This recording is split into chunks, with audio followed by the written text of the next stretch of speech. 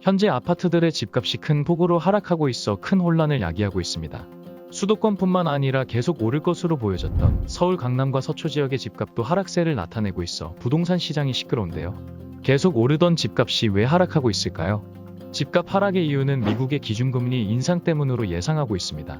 미국은 물가 상승을 잡기 위해 2000년 5월에 기준금리를 0.5% 상승시킨 후 22년 만인 2022년 5월에 다시 빅스텝을 단행하게 되었습니다.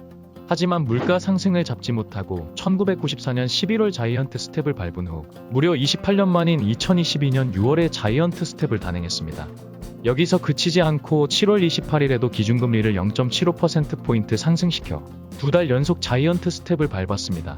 22년 동안 계속 베이비 스텝을 단행하거나 유지 감소하던 미국이 3달 만에 1.5%를 올린 셈입니다. 그럼 여기서 계속 말하는 베이비 스텝, 빅 스텝, 자이언트 스텝의 의미는 무엇일까요?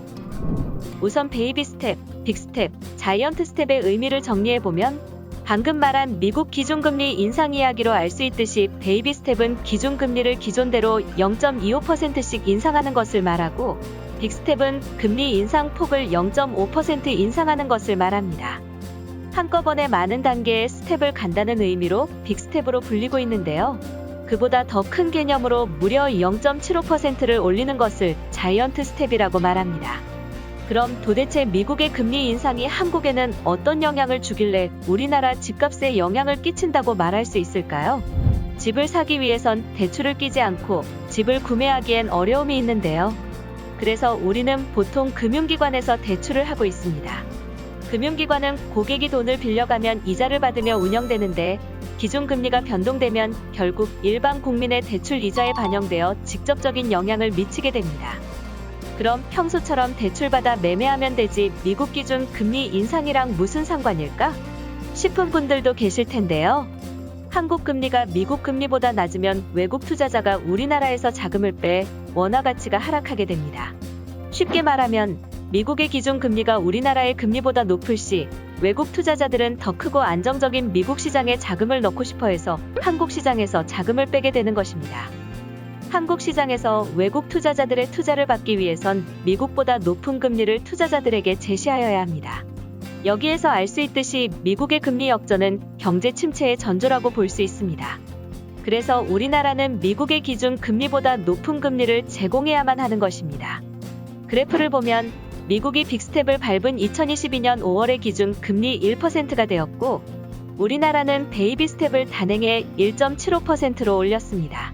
그 후 2022년 6월 미국이 자이언트 스텝을 단행한 후 기준 금리가 1.75%가 되어 우리나라의 기준 금리와 동일해지자 2022년 7월 13일에 우리나라가 금리를 0.5%를 올리는 사상 첫 빅스텝을 단행했습니다. 하지만 미국이 2달 연속으로 자이언트 스텝을 단행한 후 기준 금리가 2.50%가 되어 우리나라 또한 자이언트 스텝을 단행해야 하지 않냐는 우려가 나오고 있는 중입니다. 미 연중 의장이 9월에 이례적으로 큰 폭의 금리 인상을 또 단행할 수 있을 것 이라고 발표해 우리나라의 금리도 치솟을 것으로 예상하고 있습니다. 물가가 불안정하면 경제활동이 위축되고 국민의 생활이 힘들어지기 때문에 빅스텝이나 자이언트 스텝처럼 폭이 큰 기준금리 인상은 그만큼 빠르게 물가를 잡고 시장 경제를 안정시키겠다는 것입니다.